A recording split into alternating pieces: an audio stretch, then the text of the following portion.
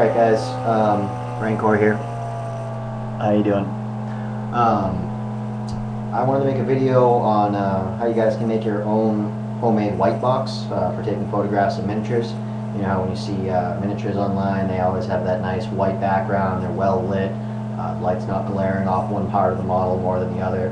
The way that they do that, other than using a professional camera and somebody that knows how to handle it correctly, is by using a white box, which allows the light to bounce off all different angled panels to light the model from every angle. They also use multiple lighting sources, but I know most of you guys just have like one modeling lamp that you use when you paint. That's going to be good enough if you have your own white box. So this is going to be how to make your own, basically using plain cardstock or foam core, whatever you guys want to call it. This stuff. So basically what you're going to need is a hot glue gun, with a couple of extra glue sticks. You're going to need a Sharpie just to mark off the lines you're going to cut out of your foam core. You're going to need a sharp knife because, you know, cutting foam core is very hard to do with a dull blade. And you're going to need a couple of rulers, again, just for marking off your lines. So I've already gone ahead and marked off where I'm going to cut on this piece here. Basically what you're going to need is a 1 foot by 1 foot square, and then 5 6-inch by 6-inch squares. I don't know if you can see them here if I hold this up. That's my 1 foot, and then you can see my 5 that I've marked off over here. So what you want to do is go ahead and cut those out and try to be as precise as possible, because if you don't wind up with nice flat edges, they're not going to be able to sit correctly on top of each other. You want everything to have the correct angles, otherwise the light won't bounce correctly and, you know, it doesn't work the way that it should. And when you're cutting, always make sure you do it on a hard surface, keep your fingers away from the blade, try to cut away from yourself, all the stuff that you've heard a million times in other videos that I don't really feel like repeating, but don't want to get sued for if you do. And I make my marks with a Sharpie just because on foam core, a pen doesn't seem to write as well for some reason. I don't know if maybe it's just me and I suck with using a pen, but I can never actually get ink to come out of the darn thing. So, Sharpie, you can't go wrong there. If you have one of the thin tip Sharpies, that works well because you don't want a thick black line, because then you'll see it on your foam core. Luckily, we're only going to be using one side of this foam core, since the back side of the box won't matter. So even if you do use the thick tip, you'll be fine.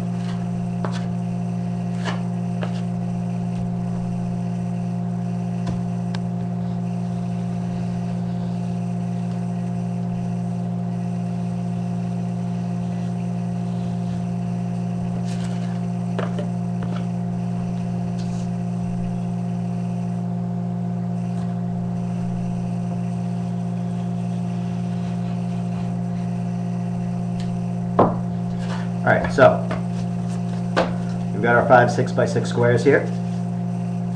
You can get rid of the rest of your foam core for now, use that for another project someday. Alright, so what you want to do is take your 1 foot by 1 foot square. One of the corners, what you're going to do is you're going to stand a piece of cardstock up in the corner so that it basically goes right across the corner. You can see there what I'm doing. Try to get it as even as possible. You basically want to intersect it so that you wind up with, what would that be? Not 45-degree angles, but you guys get what I'm trying to say. You want a perfect triangle on the inside. So go ahead and take your white glue, and what you want to do, I'm actually running low on this stick here so I may have an issue, but you want to put a bead across the one edge that you're going to put down onto your foam core.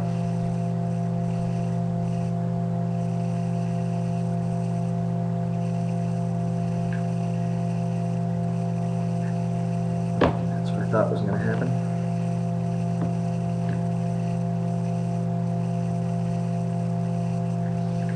Okay. And you want to have that, try to get that up at a 9-degree angle to your base piece. Since it's only connected by one side, it'll be easy enough to adjust even once it hardens, but try to get it as best you can while it hardens. Less adjusting, the better. And that should only take about 20 seconds before you can let go of it. It doesn't weigh anything. It'll stand up on its own. Alright, so your next piece, you're actually going to go right along the edge of your 1 foot square, and make sure that you connect the corner to the one that you've already glued down. So we're actually going to put a bead of glue on the side as well as the bottom.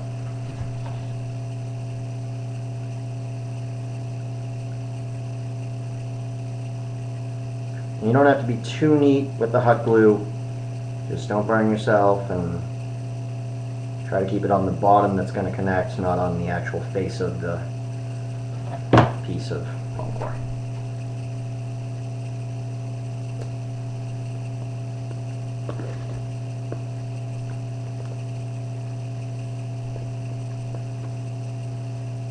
And again, you shouldn't have to hold that for too long before it dries. Should hold itself in place pretty well. If you want to take a piece of cardboard and just try to scrape down any extra hot glue that got on the inside, just because the light doesn't bounce as well if you don't have a nice flat white surface. Now you're going to go ahead and do the exact same thing with another piece on this side. Again, runs along the side of your 1 foot and glue it to the side of the piece that's already up.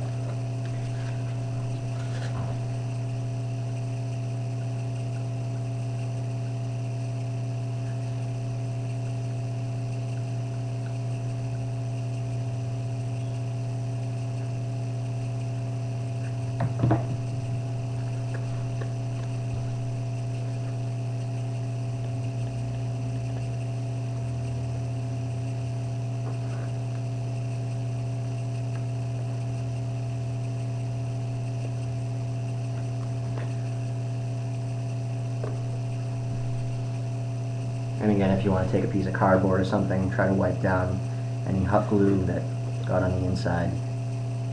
It also helps to seal the space between the two pieces. Alright, so now you've got something that looks like this. Right there, almost like a arena. The next pieces, what you're going to do is if you point the back corner so that that's facing directly towards you, you want the next two pieces to come directly towards you. So you're basically going to have both of those pointing right at you.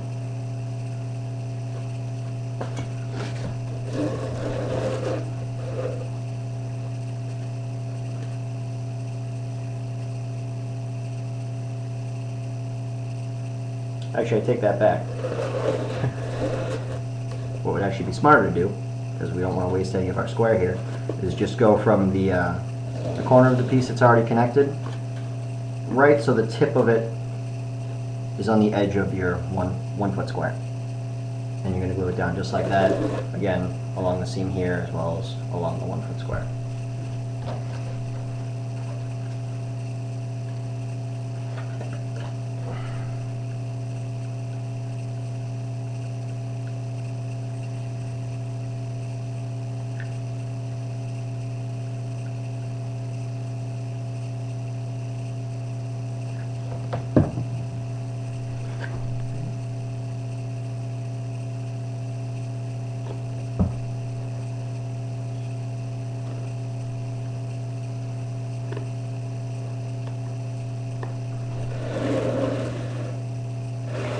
Now what you're going to notice is when you put the last piece on,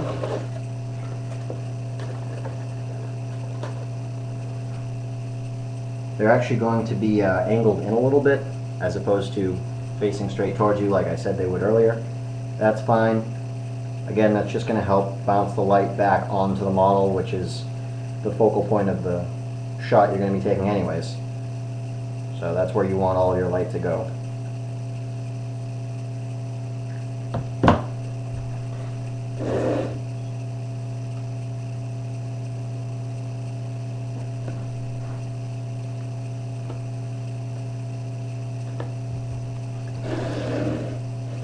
Alright, so you can see there, all pointed basically towards this spot. Any light that hits off the center of any of these will go to right here. So that's where you're going to put your model when you take your picture. Last thing that you can do, again, just to help get the light back onto the model, is I'm going to mark off and cut out 5 1" by 6" square, 1" by 6" rectangles. I'll do that real quick for you guys. Use the same foam core you used for the earlier cuts because you don't want to waste anything.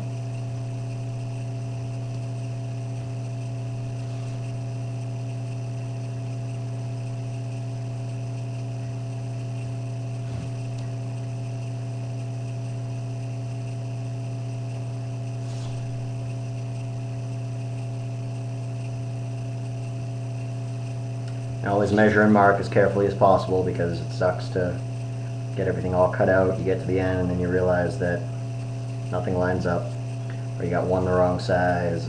It's just no good.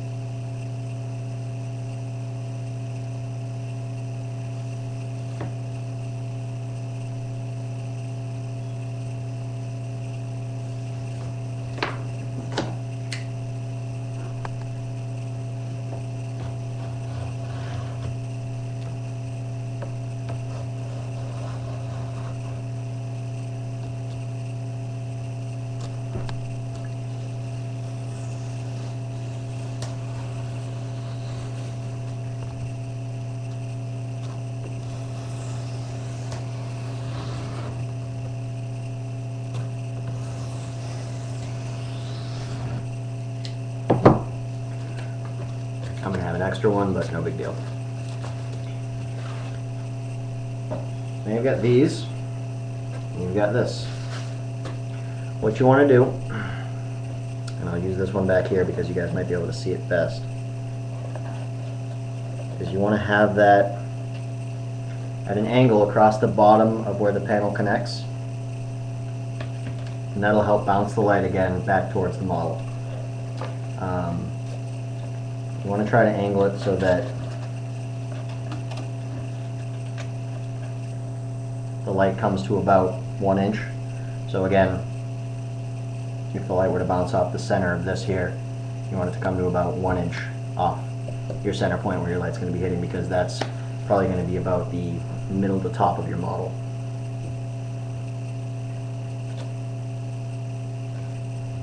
You may have to trim these a little bit just because as you put your panels together, you do lose a little bit of space, so they're not exactly 6" anymore.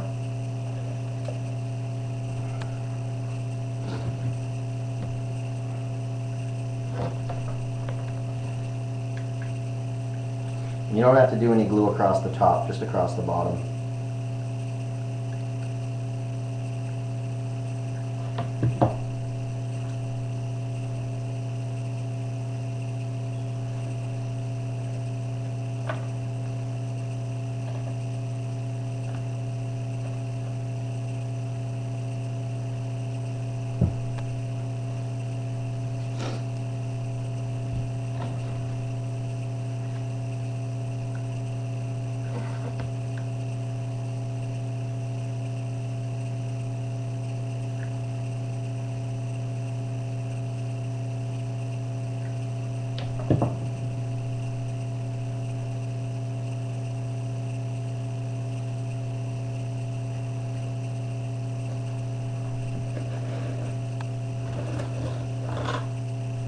See how those are coming out.